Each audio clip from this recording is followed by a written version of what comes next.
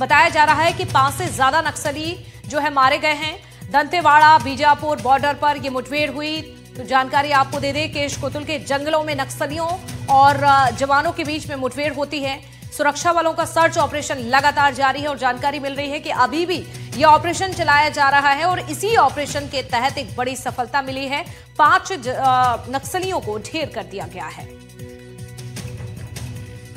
पंकज सिंह भदौरिया हमारे साथ संवाददाता दंतेवाड़ा से जुड़ चुके हैं। पंकज, मुठभेड़ को लेकर क्या अपडेट है? ताजा अपडेट आपके पास क्या ये मुठभेड़ अभी भी चल रही है और किस तरह की सफलता हमारे जवानों को? देखिए, ये जो मुठभेड़ है दंतेवाड़ा और बीजापुर के जो बॉर्डर इलाका है, भैरमगढ़ में केशकुतुल का इलाका पड़ता है, जिसमें भैरमगढ़ एरिया के नक्सली सक्रिय हैं, उसी इलाके में चल रही है। आज सुबह से ही मुठभेड़ शुरू हुई है और अब तक खबर निकल कर आ रही है कि इस मुठभेड़ में 5 से ज्यादा नक्सली मारे गए हैं। हालांकि इसकी कोई आधिकारिक पुष्टि पुलिस विभाग द्वारा नहीं की गई है, मगर मुठभेड़ की पुष्टि पुलिस के अधिकारियों ने की है। बीजापुर के पुलिस अधिकारियों का एक प्रेस नोट भी आया है, जिस पर इस बात की पुष्टि हुई है कि उस इलाके में जबरदस्त मुठभेड़ चल रही है। दोनों दंतेवाड़ा और बीजापुर से ज्वाइंट ऑपरेशन निकाला गया था, जिसमें एसटीएफ, डीआरजी और कोबरा के बटालियन के जवान शामिल हैं और इसी तरीके से लगभग 300 से ज्यादा जवान उस इलाके में निकले हुए हैं और सर्च अभियान तेज करके चलाया जा रहा है। जी पंकज, ये जो आपने आंकड़ा बताया है और जिस तरह से यहाँ पर अधिकारियों की मौजूदगी भी है, तो क्या माना जाए एक बड़ा ऑपरेशन है ये और 5 से 6 नक्सली जो ढेर हुए हैं, क्या ये आंकड़ा अभी बढ़ सकता है?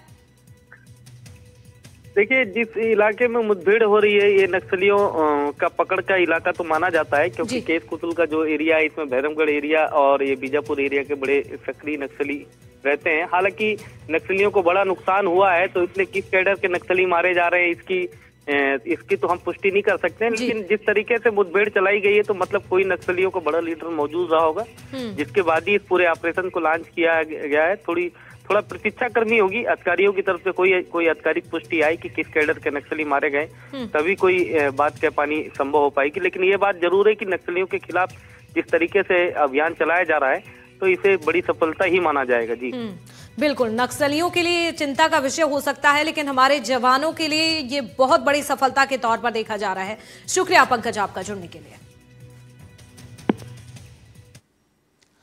और अब बात करेंगे छतरपुर की, जहां पर नायब तहसीलदार की दबंगाई पर कार्रवाई की गई है। कलेक्टर ने आपको बता दें रितु सिंघई को कारण बताओ नोटिस भेज दिया है। रितु सिंघई पर छात्रा को थप्पड़ मारने का आरोप लगा था। तो किसानों के प्रदर्शन के दौरान आपको बता दें यहां पर विवाद की स्थिति देखी गई थी। खाद की कालाबाजारी को लेकर यह पूरा मामला सामने आया। खाद की कालाबाजारी के खिलाफ प्रदर्शन कर रहे थे किसान, उसी दौरान की ये घटना सामने आती है, उसी दौरान ये वाकया होता है और इसी को लेकर अब यहां पर एक्शन की तैयारी है। नायब तहसीलदार की दबंगाई पर कार्रवाई की जा रही है। कलेक्टर ने रितु सिंघई को कारण बताओ नोटिस भेज दिया है, अब इसका जवाब देना होगा।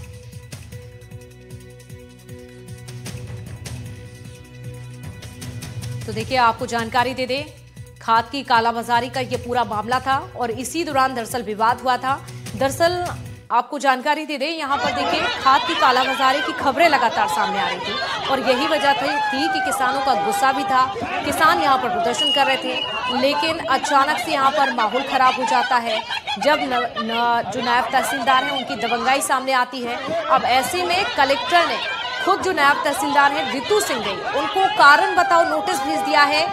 उनके इस व्यवहार को लेकर यहाँ पर नोटिस भेजा है और कलेक्टर ने जवाब मांगा है कि आखिरकार ऐसी क्या वजह थी जो इस तरह की गुंडागिर्दी सामने आई, इस तरह की दबंगाई दिखाई गई। इसको लेकर अब नायब तहसीलदार को जवाब देना होगा, क्योंकि कलेक्टर ने खुद इस मसले को गंभीरता से लिया है, किसानों की आवाज को सुना है और अब नायब तहसीलदार की मुश्किलें लगातार बढ़ती हुई नजर आ रही है, क्योंकि इस पूरी घटना का वीडियो भी सामने आ चुका है और वो वीडियो भी आपको दिखा रहे हैं। ये देखिए आप, छतरपुर में किसानों से ये कैसा व्यवहार, ये अब सवाल लगातार पूछा जा रहा है।